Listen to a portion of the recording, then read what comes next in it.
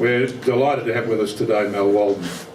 Over 6 decades there's not been a news headline or major event that Mel has not read or reported on. As a newsreader at Channel 7 and 10, Mel is reported to be the longest continuous face on television. What a record that is. Waldon was farewelled at the Victorian State Parliament hosted by the State Premier. I'm sure that was a great occasion. On his retirement in 2013, he was reported to be the longest continually serving Australian television with media career starting at Warrnambool Radio 3YB. I actually have heard that station over the years in 1961 and spanned the 6 decades. He's best known for his reading of the Daily News, and he'll tell you about the Channel 7 changeover to Channel 10 a little later. And Mel was farewelled, as I said, by the Premier and awarded a Lifetime Achievement Quill by the Victorian Press Club. Since his retirement, Mel has published 2 books: The Newsman, 60 Years of Television, and Good News. I've had a chance to read Good News. I haven't had a chance to read the other one yet. And he'll shortly, in October, be launching another book. These books are excellent, and Mel has copies of each for sale outside on the tail at $25 each. Now, as you know, we don't pay any of our speakers, but here's an opportunity to learn a lot about what Mel's background will be. You'll hear some of it today, but take the opportunity. He's prepared to sign the books in between the break and lunch, which unfortunately not able to be with us, but so please take the opportunity of catching up with Mel after his talk and perhaps take the opportunity of buying a book.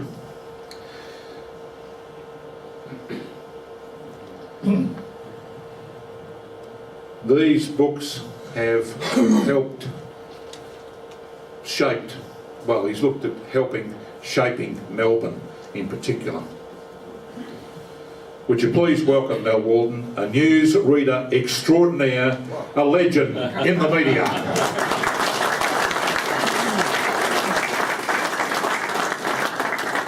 Oh, golly, I hope I can live up to that introduction.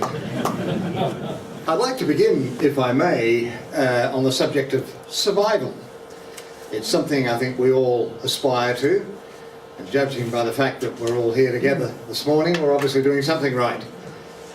Survival is one question I get asked more than anything else. How the hell did you survive over 6 decades, or 6 decades in news? Particularly in light that your successor, when you retired, Stephen Quatermain, was dumped just 2 to 3 weeks ago. It is a very fickle, very highly competitive industry, and I obviously got out at the right time. How did I survive? It was, I think survival for me was based on 2 main facts. One is being at the right place at the right time, which is a matter of luck, but then it's utilising those opportunities to your advantage. And the other one is it's not so much what you know, but who you know. And you'll recognise some of these people as I progress through the years of my little chat. There is one other element to my survival, one that I don't often speak about for obvious reasons, but many years back I received a letter from a prisoner at Pentridge. And he wrote, "Dear Mal, I watch your news every night and you seem to be a decent enough guy. I'm wondering whether you'd do me a favour." He said, "My dad is about to celebrate his 70th birthday and I want to send a photo of me to him, but unfortunately I've mutilated my face and I'm wondering whether you've got anything in your files before I did this." So I went to the file and found some film and sent it off for processing, deleting the 2 police officers that were escorting him across the road from Russell Street to the Magistrates Court. Back came these 8x10 black and white glossy photos, which I rolled up and I sent off to Pentridge. And a week later he wrote back, "Dear Mal, you're one of the few people in this world that's ever done me a favour. And if ever you need any favours, no matter when, no matter where, you just let me know." Signed, Chopper Reed. Unofficially, Chopper became my protector throughout all my years of media. The other question I get asked is, did I ever call in that favour? I can't really say, but prior to my retirement, I very nearly, it just crossed my mind briefly, and then I dismissed it out of hand because the headline would not have looked good. Well-known newsman calls in well-known hitman to visit Lachlan Murdoch. More about Lachlan a little later. I've always found that big news stories are a bit like big hit songs. You always remember where you were when you first heard them. And I'm going to take you on a little journey and see if you can relate to some of the stories. You'll no doubt relate to them from a different perspective than mine. My first big story occurred on a Saturday morning in November 1963. I was sitting in the studio of 3YB in Warrnambool conducting the breakfast show. It was 6:15 in the morning. The studio door burst open and the young newspaper boy walked in carrying the Warrnambool Standard, from which I'd circle various stories and read them as a local news service a little later on in the morning's breakfast show. This particular morning we always had a little chat. I said, "How are you, Tom?" And he said, "Good, Kennedy's dead." Now, believing if Graham Kennedy had died, it would take more than a 14-year-old newspaper boy to confirm it. So I switched the microphone off and said, "You can't say that." Switched it back on. He said, "It's true. President Kennedy has been shot." He'd heard it on Melbourne radio. Now that in itself was quite remarkable, because down in Warrnambool in those days the reception was very, very poor from the static, and it was almost like listening to shortwave radio. So he'd heard it on radio and he'd broken it on my radio show, and I rang my boss and he confirmed it. He rang the studio engineer, and the studio engineer happened to be a radio ham operator. And within 5 minutes he'd patched through from his home on the outskirts of Warrnambool a short-wave line from Voice of America. And we broke every rule in the PMG manual about broadcasting, but we became one of the first radio stations in Australia to take the live events that were unfolding in Dallas that particular morning. Now, the adrenaline rush that I got from breaking that news, and I was barely out of my teens myself, but I'm given carte blanche to put to air what I deemed to be appropriate. The adrenaline rush I got from breaking that news story would become an addiction that would last a lifetime. A few years later, man landed on the moon. And when Armstrong made his giant leap for mankind, the world stopped and watched in awe. I was more impressed at President Richard Nixon picking up the phone in his Oval Office and actually talking to them in real time.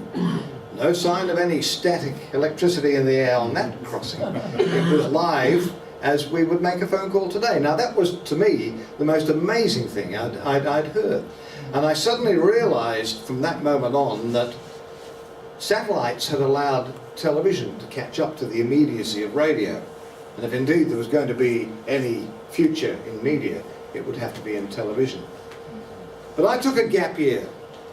I had a continuing sore throat problem and I had my tonsils out, and I claimed on the medical HBA fund and plus the Herald and Weekly Times fund. I was working at 3DB at the time, made a profit of $300 and bought a round ticket to London on the Fairstar and headed off backpacking around the world in the hope of perhaps breaking into radio in Europe, but that didn't happen.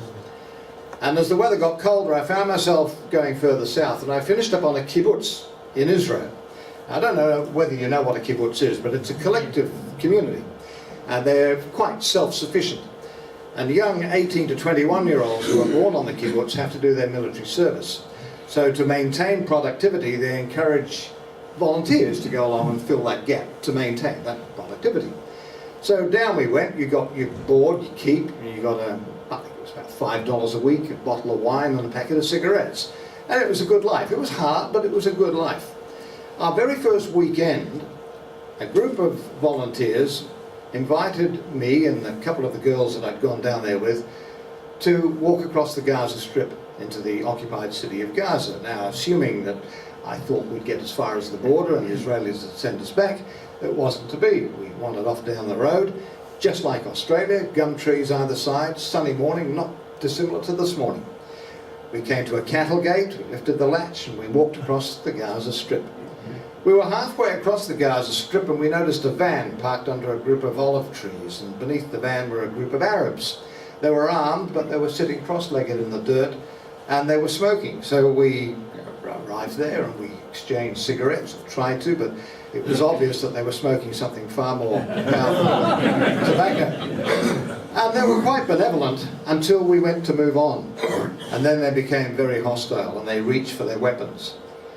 Now with that, there were about 10 of us, and we all ran in 10 different directions, and the girls ran into the minefield. I turned to run in the direction from which we'd come, and ran straight into an Israeli army patrol that had been following us. And they disarmed the Arabs, no shots were fired.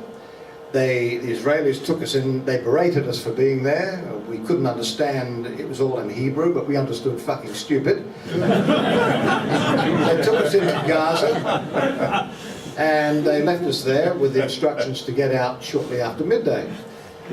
There was a loud explosion, lots of helicopters flying over, and a bus depot had been blown up. We went back to the police station, and as we left the police station, in the courtyard were the Arabs that we'd encountered in the Gaza Strip, manacled to poles in the courtyard. And they actually waved to us, and we waved back. It was all, Abdul, ah! So we went back to the kibbutz, and it was on our journey back that we'd heard that a two-pronged attack had been launched. The first had been foiled by the Israelis who had captured this group in the Gaza Strip, which was the group that we had encountered. And it turned out that they were part of a newly formed organisation called the PLO. And the newly elected leader was a man called Yasser Arafat, and that was the first time I'd heard of Yasser Arafat. A few weeks later we were paid a visit by the Defence Force, and they wanted to question us about our experience. The man leading that was a man that you may well remember. His name was Moshe Dayan, who had led the Israelis to victory in the Six-Day War, the guy with the black patch, who incidentally had lost his eye while serving with the Australians in the Second World War. So he was, I put in a request for an interview, and he granted it. At the end of the interview, which I conducted on a cassette recorder on the flip side of Simon and Garfunkel's Bridge Over Troubled Water, which felt rather appropriate, he looked at me and he looked at the cassette and he said, "Gingy," referring to my red hair, he said, "Gingy, next time you interview me, make sure it's with a camera. Television is the future." Now, it was not a defining moment, but it was an affirmation, if you like. And a few months later, as the situation deteriorated in Israel, and a few other incidents, I decided to head back to Australia. Now, in the 12 months I was away, a few changes had been made to the media scene. My very good friend, Ron Casey, who worked for 3DB while I was there, had been appointed station manager of Channel 7. So, again, on that basis that it's not what you know, it's who you know, I went to see Ron and asked him for a job. And he said, "No, I'll hire you as a booth announcer. That's the voiceover man." I said, "What about news?" And he said, "Oh, it's a hard nut to crack." He said, "But at least if you join us, you'll have a foot in the door should any opportunities occur." Well, that night, my first night on duty, the late night newsreader was suddenly taken violently ill. And guess who read the news? I was asked to read the news on my very first night. It was the 6th of June, 1970. Unaware that I would be continuing to read the news for the next 43 years. Right place, right time. Not what you know, who you know. And so life went on quite well. Casey threw me into the mix. He wanted to get me trained up as a presenter. He threw me into world of sport, a Sunday night phenomenon that was a mixture of chaos and confusion, woodchop and AFL, VFL. And I was thrown up with working alongside Lou Richards, Bob Davies, and Jack Dyer, Captain Blood Jack Dyer. Now, Jack was not the greatest mentor to have. He didn't teach me very much, but what he did teach me was how easy it was to stuff up. And I always remember, I was on duty that night when he announced that he and his wife had just returned from the French Riverina. And we were never quite sure whether he had returned from having dinner in a French restaurant in Yarrawonga, or in fact he had been visiting the French Riviera. But I think my favourite was when he was commentating down at Cardinia Park, and he announced that Geelong has finally copulated instead of capitulated. But Jack Dyer was not the only one who is remembered for, you know, the bloopers. Casey then put me in charge of a young girl who was taking over from Happy Hammond doing children's programs in the afternoon. She was a bubbly personality. She was 18. She was blonde, very attractive, full of enthusiasm. She came in on the very first afternoon with a football under one arm and a basketball under another. And she opened up with, well, boys and girls, look what I've got as prizes today. I've got a kookaburra football for a boy and a kookaburra basketball for a girl. Incidentally, boys and girls, do you know why kookaburras laugh? Well, you'd laugh too if you had balls like these. There was not one single complaint. The following afternoon, she arrived wearing a see-through t-shirt and the switchboard melted with complaints. Such was television in the early 70s. Casey then went to the news boss, and he suggested that perhaps Mal Waldon should be trained as a journalist. Now, if there's one thing that news bosses hate, is management interference. So the first I knew of this was when I was called into the news boss's office, and his name was John Marr, and he said, "It seems I've inherited you. Your best friend in this newsroom will be the telephone directory. I just hope you can read." Now, incidentally, I'd been reading the late news and weekend news for a couple of years up until then, but he was so taken aback by the fact that Case had interfered with his team. But he took me on, and it was not a pleasant journey for the next 2 or 3 years. He did not suffer fools gladly, and he saw me as a bit of a fool, and I was admittedly making a few mistakes along the way. And then, I think it was towards the end of '74, he sent me out to interview the first Tats Lotto winner in Melbourne. And I went out and I interviewed this guy, and I asked him every conceivable question you can imagine. I asked him even what he had for breakfast that morning. And what I didn't ask him on camera, I took down in notes. And I went back to the station, and the boss was standing there, and he said, "How'd you go?"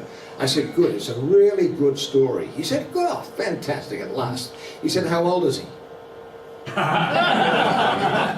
I should have just made it up. But I stood there and I said, "Oh, gee, John." I missed the first ream of papers that he threw at me, but I was hit by the second. And he ranted and he raved and he thumped the desks and he stormed the newsroom. He was making life miserable for me to the point where I was considering giving it up altogether. Christmas Day 1974, a cyclone named Tracy struck down. I was due to knock off at midday, and just about 3 minutes to 12 in walked the boss. Storming up and down, chain smoking, thumping the desks, demanding to know what we were doing about Darwin. Chief of Staff said, "Well, I think we might send Brisbane." "Brisbane are just dingbats," he replied. "We're a news team, we'll go. Who've we got to send?" And I heard the Chief of Staff say, "Well, Brian Naylor's on holiday, David Johnson's reading the news, all the other reporters are out on assignment, we've got Mal Waldon." And I heard him say, "Oh shit, isn't there anybody else?" He came up to me and he said, "Mal," he said, "I'm going to send you to Darwin." He said, "I'm going to hire a Learjet," which was quite remarkable in those days, with the Herald and Weekly Times being such an austere organisation, that to even travel on a tram he had to sign a triplicate. And he put his job on the line and hired a Learjet. So at 2 o'clock in the afternoon we took off, with the words still ringing in my ears from my boss saying, "This is your last chance. This will make you or break you, son. Do not let me down." So away we headed. We touched down in the early hours of Boxing Day morning. They bulldozed us through the wreckage, and we touched down. It did not take any skill to get the story. Everywhere the camera looked, there was total devastation. Everyone we spoke to had an amazing story of survival. At the end, we were only there for about an hour. We then made our way back, excuse me, to the airport, where General Alan Stretton had taken command. And I'd met Stretton when he formed the Natural Disasters Organisation several weeks earlier. So I went up to him, reintroduced myself, did the interview, and he said, "What are you going to do with that?" I said, "I'm putting it on the plane." He said, "No, you're not. I am General Alan Stretton, Supreme Commander of Darwin. The only way that plane takes off is if it's full of evacuees." Now, if there was one thing I did that day, with my boss's words ringing through my ears, I ran through the Darwin airport, which was leaking like a sieve. Pathetic sights of young kids clutching unopened Christmas presents, people with injuries. I grabbed everyone that had a bandage and I put them on that Learjet, went back to Stretton and said it's full. He gave it the all clear and it took off with the first canister of film of the devastation of Cyclone Tracy. I was unaware, it touched down at about 4 o'clock in the afternoon. It was film in those days, so it went on a processing machine, came off at 6:25. They opened up the satellite links at 6:30 and the world saw the first vision of Cyclone Tracy in Darwin.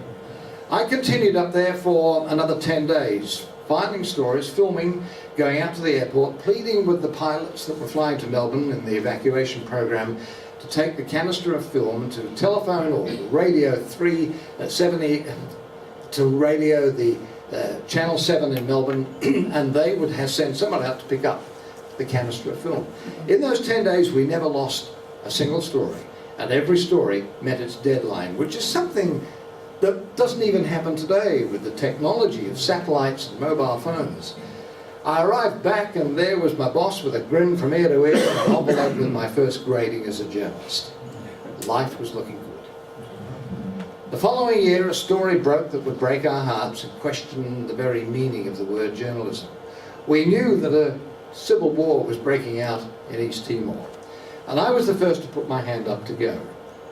But another young newcomer to the newsroom, by the name of Greg Shackleton, a very ambitious young fellow, beat me to it. And he headed off with a good friend, cameraman Gary Cunningham, and the assistant 21-year-old Tony Stewart. It was the Thursday night, 6 days after they had left. I took a call that still one of the most harrowing phone calls I've ever received. The woman on the other end was crying hysterically. My son is dead. My son has been killed. I asked her to identify herself and she said, I'm Greg Shackleton's mother. She said, Greg is dead, he's been killed. And I said, I beg your pardon, you are so wrong, because he was on the news tonight and if anything had happened, we'd be the first to know. She said, you don't understand. It's a mother's intuition. I know he's dead. And she was wrong. He was killed in the early hours of the following morning. So it wasn't a mother's intuition, it was a mother's terrible premonition. And about a few years later, she committed suicide. Not because of the death of her son, but because of the inability of the government to take any action and to even deny the fact that they were deliberately murdered. Not only the government of Gough Whitlam, but every government since, Liberal or Labour, have all refused to intervene for fear of upsetting the Indonesians. So it just went to show that politicians often put politics ahead of its people, and it was a terrible lesson to be learnt. The following year, a little girl went to bed in a Beau Morris home, it's around the corner from here. And my boss said to me, because she was never seen again, she kissed her mum and dad goodnight, and that was the end of it. My boss sent me down to interview the grieving parents. And this is one of those tragic stories that had a remarkable ending, for me personally. I went down and knocked on the door, and there's that terrible moment of intrusion when you knock, and Patsy Waldon came to the door, and I introduced myself, and she said, I know who you are, come on in. I said, I have a camera crew. She said, bring them in too. So I did an interview with Patsy Waldon, in which she described her feelings, her tears, her frustrations, and she described her girlfriend, who she confided in, and they confided their suspicions. And I thought to myself at that time, if I was to do another story or to extend the story, I needed to speak to that girlfriend. A few weeks later, I went to work, and my boss had appointed a new secretary. And it was Pauline, the girlfriend of Patsy Waldon. And I was unaware that in a few years' time, Pauline would become my wife. And today, Patsy is godmother to our daughter, Sarah. So amazing how stories, Patsy calls it the synchronicity of life. The following year, Brian Naylor suddenly left to go over to Channel 9. Ron Casey appointed me as the successor. Now, it was something that I didn't particularly want. So they dangled a few carrots, but the deciding factor was I would remain as a journalist, and I would become the first working journalist to be appointed as a newsreader, which was a trend that has now been adopted by every network around Australia, if not everywhere. It may well have happened anyway, but I happened to be the first because Casey saw that little glimmer of a means to promote me who was regarded as being a little bit young at the time, and it gave me a little bit of authority. So life went on from a different angle, a different perspective, a news reader. And that continued until 1987, when Fairfax suddenly pounced on Channel 7. Now, Fairfax was part of the network, but not a financial member of the network. Fairfax was Sydney, the Herald and Weekly Times was Melbourne. So Fairfax pounced to settle a lot of old, outstanding scores. They got rid of football 3 weeks before the AFL season started. They got rid of World of Sport. They got rid of people like Lou Richards, Ron Casey, and all the iconic things that represented Melbourne. On the Friday, they got rid of me. I was called in at 2 minutes to 3 and told my services were no longer required. And I just assumed that everyone in television at some stage got the sack, and I didn't think much of it. I got into the lift immediately after, and I bumped into Gordon Bennett, who was head of sport, and he said, "Is it true, what I've just heard?" I said, "How the hell did you hear that?" He said, "It's on the news." So they got in just before I would have heard it first on radio news. At the time I knocked off work that evening, and the condition was that I read one more news service, which was a bit stupid because it was an emotional farewell. And by the time I walked out at the end of the night, there were protests in the street. There were placards hastily drawn up. I got home that night, and the front veranda was full of bottles of whiskey, chocolates, flowers. It was as if I died. And Pauline said, "Look, we're out of nappies." We had a couple of young twins. I think they were about 18 months to 2 years at that stage. So I went round to the 7-Eleven to get some nappies. And there was a group standing around the till, and 2 old ladies were crying. And I thought, oh, the place has been robbed. So I sauntered up to have a listen, and I heard them say, "And he's got 2 young twins." And I suddenly realised the impact that it was having on Melbourne. Not aware that the impact will be so great that Melbourne rose as one and boycotted the whole network of Channel 7. Their ratings dropped to an asterisk. In other words, no one watched, they boycotted. I went across to Channel 10. And the ratings rose to a 40% market share, which is over 1 million viewers a night. That was the power of that particular time and that particular stage in media. And so my successor arrived to take over the news at Channel 7. And we became quite good friends. Now, I said Melbourne can be very protective of its own. It can also be quite cruel when it wants to be. My successor arrived flying from Perth. And he arrived, hailed a cab. He said, "I threw my bags in the back, sat next to the driver." The driver said, "Where are you off to, mate?" He said, "I'm off to Channel 7. "Oh, you work there, do you, mate?" He said, "No, I start Monday." "Oh, what are you doing?" He said, "Oh, I'm reading the news." And he said, the car slowly pulled over to the side of the road. And he said, "Well, you can get out of here, but sure as hell, I'm not going to drive you." And that was just the start. The 7 had an awful time of it. 7 eventually was rescued by Christopher Skase, pulled them up out from the bottom of the barrel, but used other people's money, and again 7 slunk into receivership, which is exactly what happened at Channel 10. I survived 3 years over at Channel 10 after I left 7, and then Channel 10 went into receivership. And they went through a round of cost cutting and a round of retrenchments. And in the end I went to the management and I said, "Look, can I ask you, how safe am I?" And he said, "Mate," he said, "the receivers have got you marked as never to be sacked. You are a protected species." And that's the way it lasted, right through for the rest of my career. And, you know, I went, Channel 10 recovered from receivership. We had so few staff, we couldn't compete at 6 o'clock with our news, so we went first at 5. And we carved out a niche little demographic at 5 o'clock. So successful it was that the other networks began putting their news on at 4 and then 4:30. So we were leading the field and everything was going really well. And in 2010, Helen Kapelos and I were reading the news and a story was breaking that we were totally unaware of. James Packer had pounced on Channel 10. Now, we came off air that night and all the phones were ringing and we were trying to figure out what was going on. Packer then appointed his friend Lachlan Murdoch to run it. So began the gradual decline of Channel 10. Within 4 years, Lachlan, through a terrible range of programming decisions, and cost-cutting ventures wiped $1 billion off the share price of Network 10. And I saw the writing on the wall and suddenly decided that it was time to go. I'd had almost 6 decades in the business, and it was very unpleasant. And while I was the protected species, I was not protected from the hurt of seeing all my colleagues getting the sack. And so I put in my notice, and I was terrified of the word retirement, so I worded it, it is my intention to step down at the end of the year. And they were very, very good to me. Channel 10 put me in a transitional period, wherefore I was working 3 days a week, and then Stephen Quatermain came in to read Thursdays and Fridays, and it was a gradual introduction for Stephen to settle in. And so I left. On the day that I intended to resign, there were 57 people in that Channel 10 newsroom. On the day I walked out, there were just 6. 6 people putting together a nightly news service. Good. I think it's risen to 8. They rely entirely on 7, 9 and 2 to provide them with material that they do not have the staff to cover.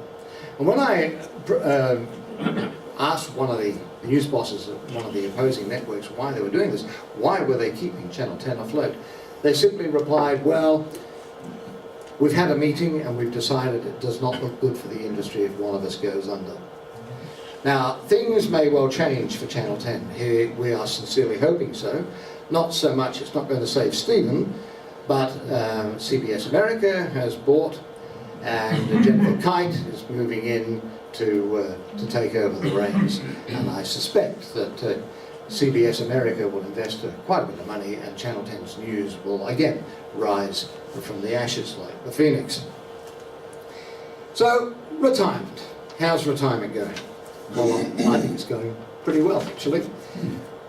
And it gives you a time to reflect. Many of you may well be retired. And it gives you the time. Working hard today. It gives you time to connect the dots, if you like, and see the pattern that emerged. Now, I was 17 when I applied for my first job. I was 70 when I walked away, 4.5, almost 5 years ago. And when I look back, when I first started out, my mentor, an iconic broadcaster by the name of Lee Murray, said, son, when you get down to Warrnambool, you're going to be hit by information overload. I suggest you write things down. So I bought a diary, and every night after my shift I would write down an observation, a highlight and a reaction for the first 12 months.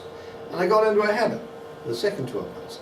For 53 years, every night I would keep a diary, and I have 53 diaries in the garage at home, and they reflect not only my life but how the media industry has evolved over that period of time. And those diaries became the genesis of my book, The Newsman. And when my publisher launched it 2 years ago, he came to me afterwards and he said, do you have another book in you? And I said, well, in all due respect, it took me 53 years to write that.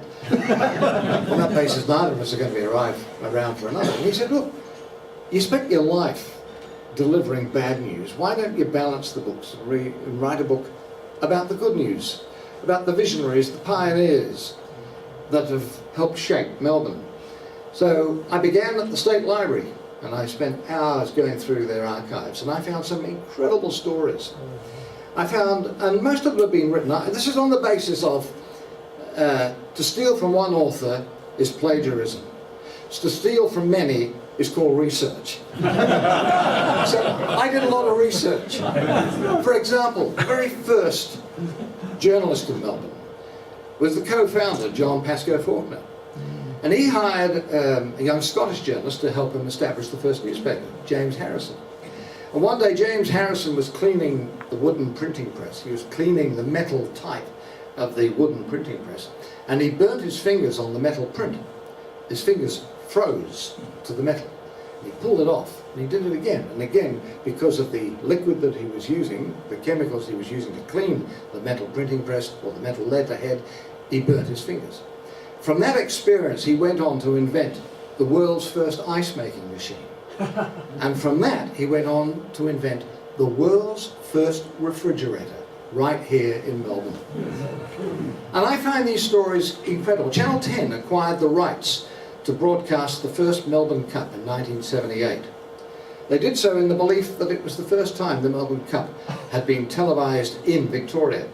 It was always televised interstate, but for some reason or other the VRC did not want it televised in Victoria. 10 acquired the rights for that first telecast in 1978. So we believe.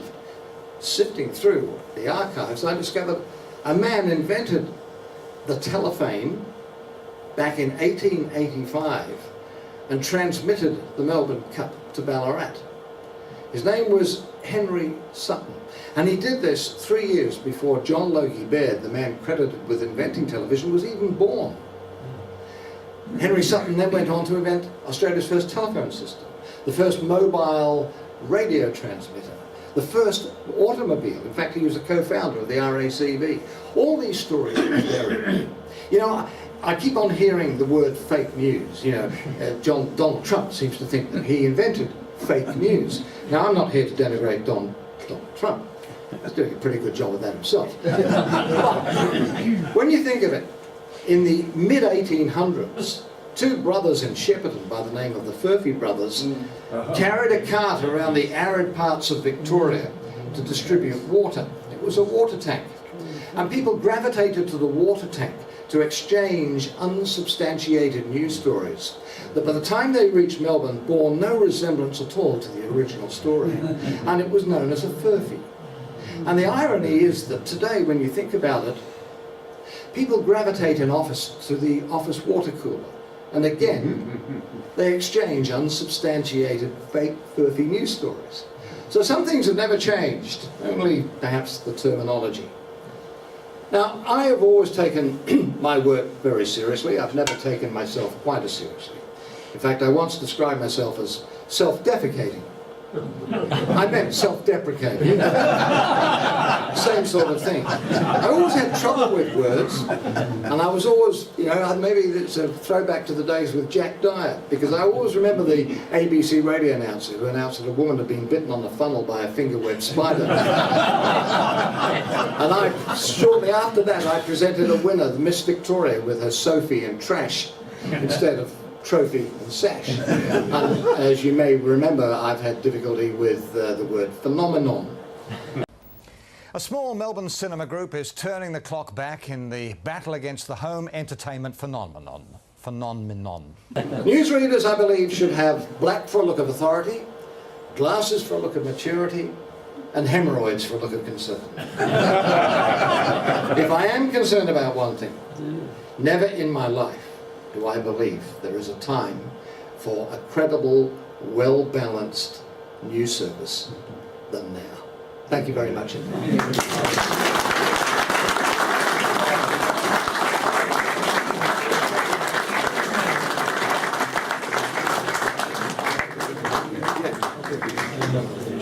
Now, Mel's agreed to take some questions from you, so he's had an unbelievable career, as you know. He's told you a little bit about what's in his book, but not very much. There's a lot in the book. Anybody got a question? Can you tell us something about Ron Casey? What can I tell you about Ron Casey? It was always Ron. It was never Mr. Casey. He was always one of the boys. And I think that was due to the fact that he came up through the ranks from office boy at 3DB.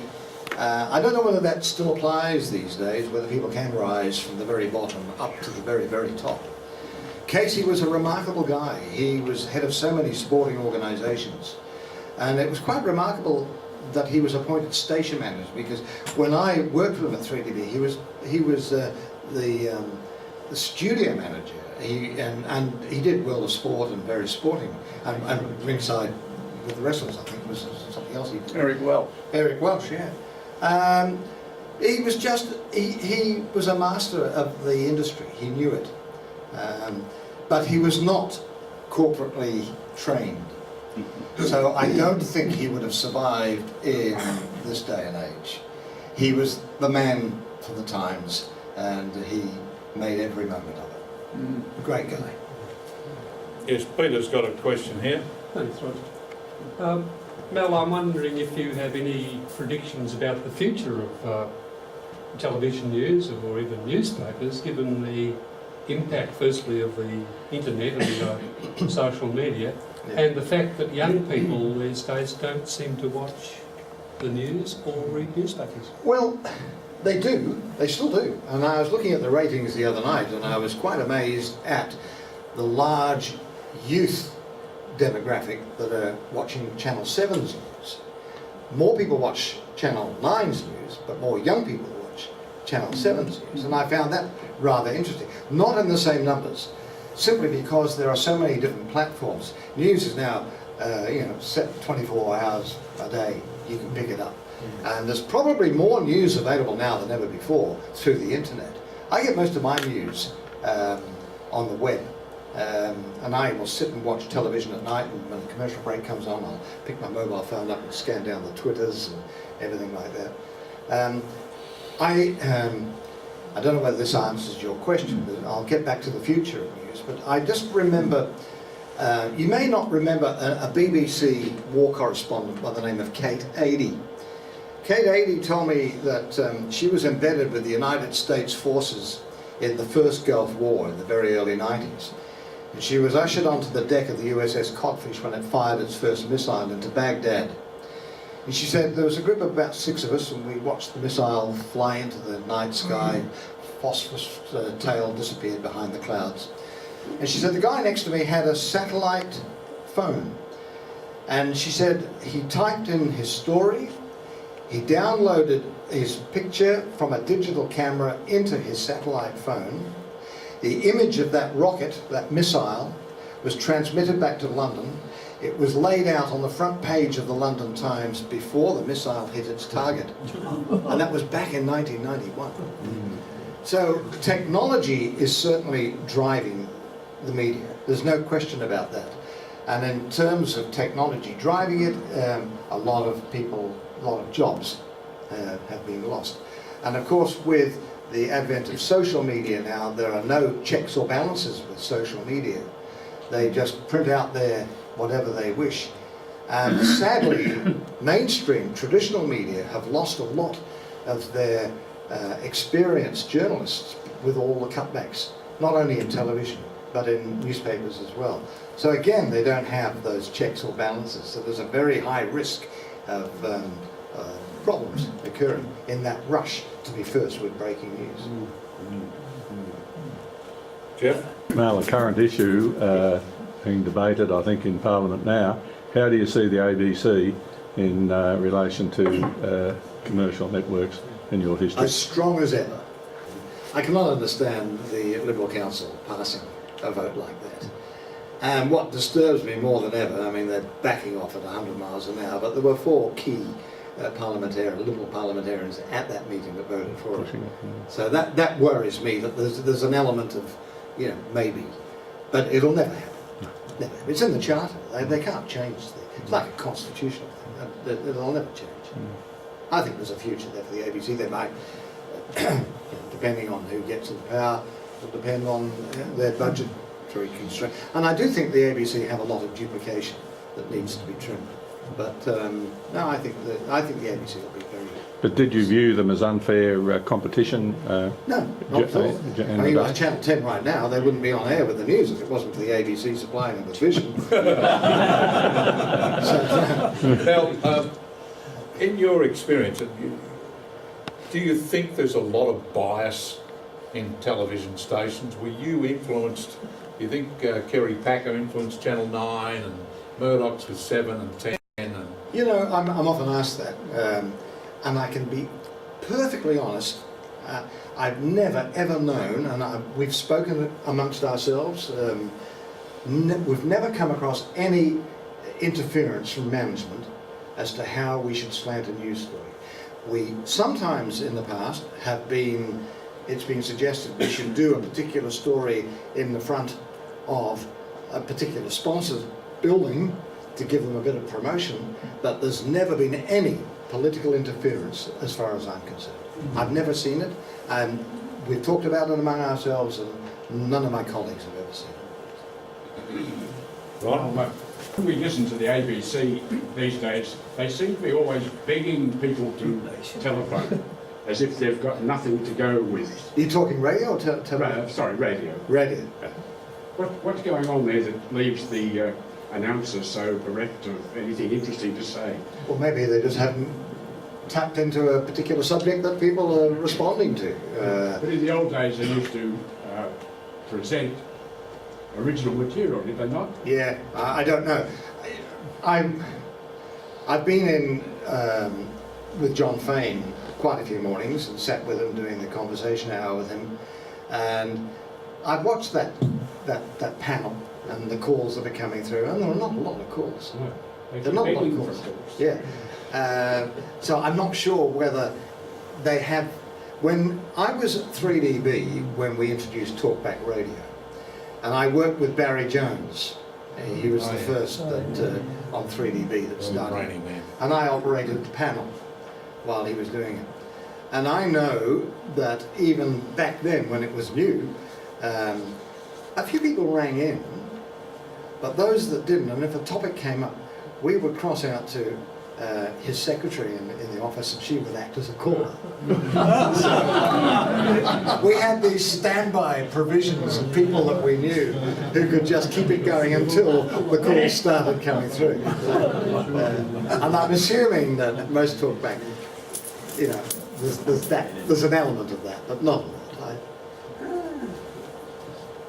Hello, Mal. I'm quite interested to know, these days we have early news at night, and there seems to be a lot of duplication and stuff like that going on. Do you think a half-hour news session at night at 6 o'clock would be more appropriate these days? The only thing I can say about the half hour to the hour, it doesn't cost much more to do an hour than it does to do half an hour. You've still got all your staff, you've got all the equipment there, and it fills a space. You know, they're bereft of programming in television, so if you can get an hour up, you're doing all right. And it's cost-cutting time. It makes sense to do an hour. It doesn't make sense to have two newsreaders because you're paying twice as much. So one newsreader now, I mean, it used to be if you had an hour, you had two newsreaders. That doesn't apply anymore.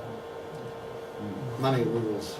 Mal, I hope you don't mind me going back to the question of the ABC and bias. Yeah. You said you were... I'm not really privy to what goes on No. at the ABC. So. No, the point I want to make is this. You say you hadn't been influenced, Yeah. but I think what people are concerned about is the individual bias of the presenters, the journalists, the newsreaders, maybe. Yeah. So, I mean, presumably that can happen Yes. at any station. Exactly. But the people who are concerned about the ABC, and I agree that the Liberal Council probably went far too far and made it very dangerous for the Liberal Party. You weren't at the meeting, Barry? I wasn't either. We've got a meeting next week. There are one or two programmes on ABC where it seems to be distinctive bias. Yeah. And I think that's what all the fuss is about, because the ABC is marvellous, apart from those few Overall. programmes.